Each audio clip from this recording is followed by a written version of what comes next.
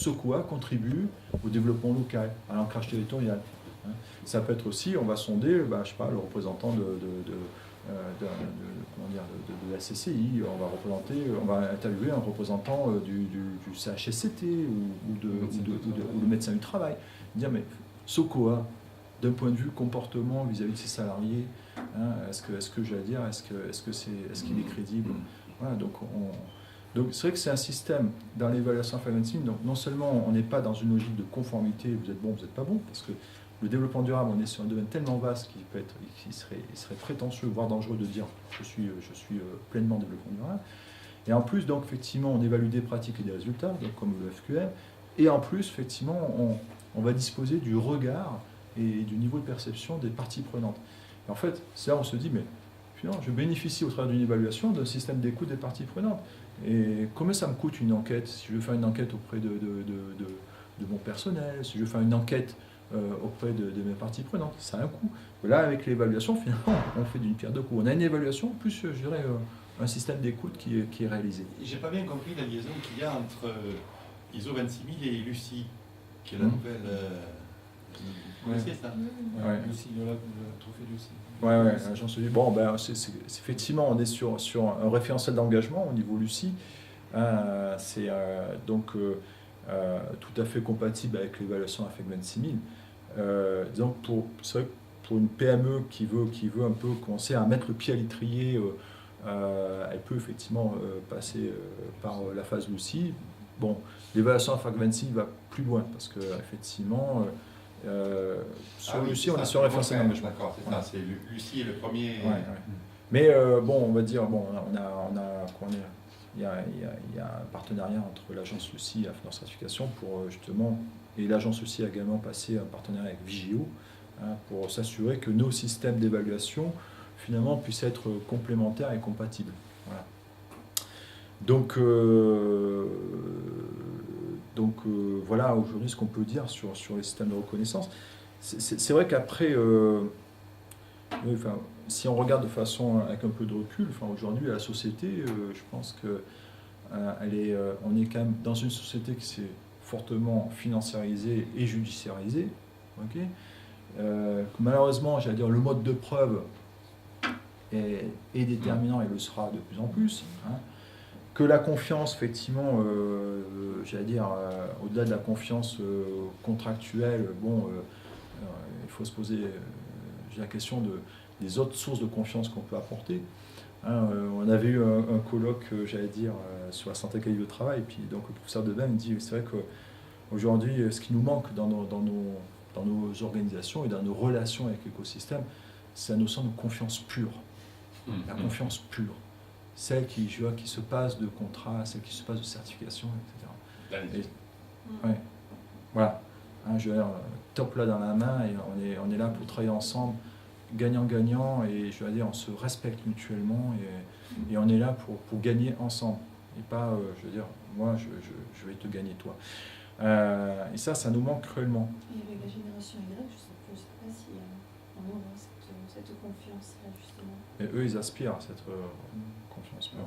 C'est le modèle anglo-saxon surtout qui n'a pas ça. Le modèle anglo-saxon, c'est le contraire. Les agences de notation, c'est le modèle anglo-saxon. Oui.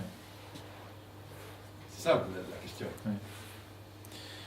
Donc voilà, voilà les questions qu'on se pose. Non, tout à l'heure, tu t'en parlais, mais l'approche Agenda 21 est intéressante aussi, sauf qu'elle n'est pas bouclée. C'est-à-dire qu'on a la chance d'avoir, nous, un territoire avec le Conseil de développement qui essaierait d'aller vers cette approche-là, même s'il y a eu des hauts et des bas, on est plutôt en bas aujourd'hui, mais il n'y a pas de relation entre les Agenda 21 et le monde de l'entreprise. C'est là que ça devient quand même embêtant.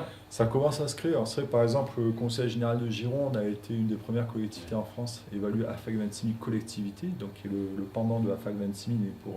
Et donc, c'est vrai qu'au travers de ce type d'évaluation, j'allais dire, le lien entre les acteurs de développement économique et les collectivités territoriales va se renforcer.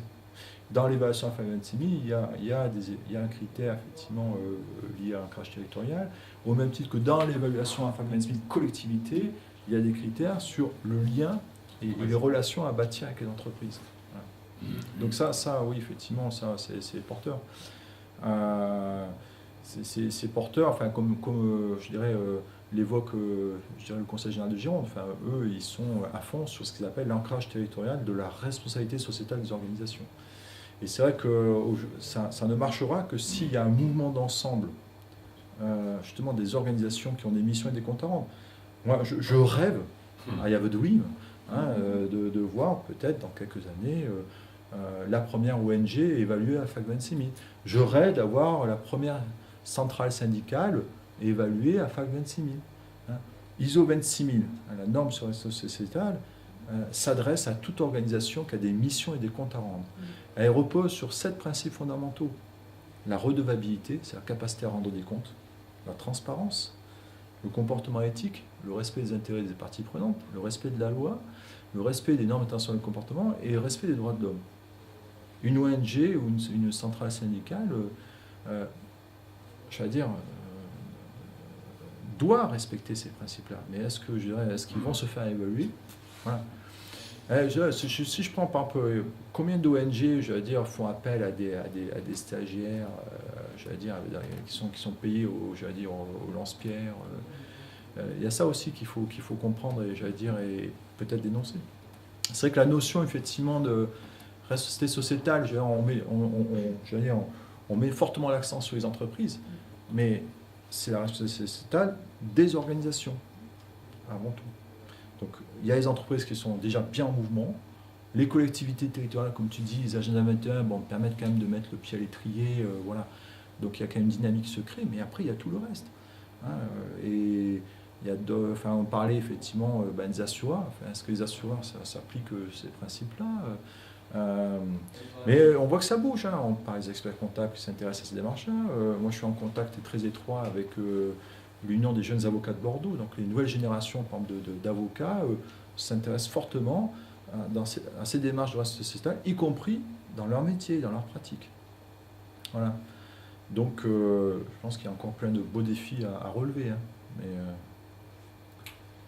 merci beaucoup. Attendez, si je peux me permettre, si on voulait pérenniser aussi l'intérêt pour les certifications 9 millions, 14 millions aussi, ça serait aussi de faire du scoring, parce que il y a différents niveaux, je veux dire, d'appropriation et de déploiement, et au même titre que les 26 000, ça pourrait être aussi... Parce qu'on est conforme à 9 milliards, mais jusqu'à quel niveau? Est-ce qu'on est de base? Est-ce qu'on est... voilà. Ça sera un virage à prendre aussi pour différencier, pour apporter un crédit aussi à ces certifications. Ça fait partie, je dirais, des chantiers de la révision ISO 9001, c'est-à-dire que finalement, dire, pour faire simple, est-ce que l'ISO 9001 de demain ne sera pas la norme ISO 9004 d'aujourd'hui, qui est une norme de management de la qualité plus globale, et avec là aussi des systèmes de niveau de maturité. Donc après, est-ce qu'on pourra tendre à terme vers des certifications ISO 9000 entre guillemets à étoile? Voilà. Donc ça fait partie des gros chantiers qui vont être amorcés dans les mois à venir. Parce que c'est différenciateur, Alors, moi, je profite que vous soyez là parce qu'on a parlé par rapport à Generali le 12 février.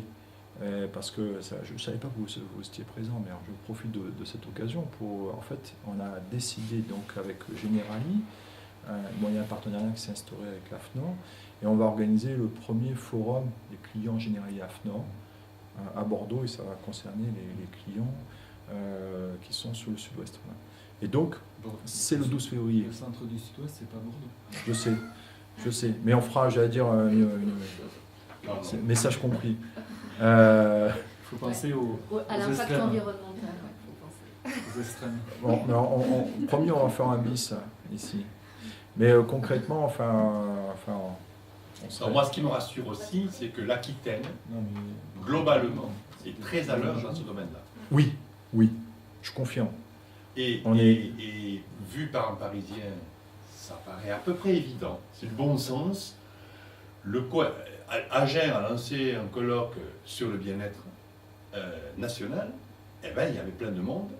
Et donc, de cette façon, c'est assez rassurant. Alors après, c'est pas parfait parce que aller de Hendaye à Bordeaux, c'est plus long que d'aller... Tu me diras, c'est comme pour aller de Bordeaux à Bordeaux, parce que dans certains cas, tu mets 3 heures peut-être Mais Ouais. après, c'est à nous à faire. Ouais.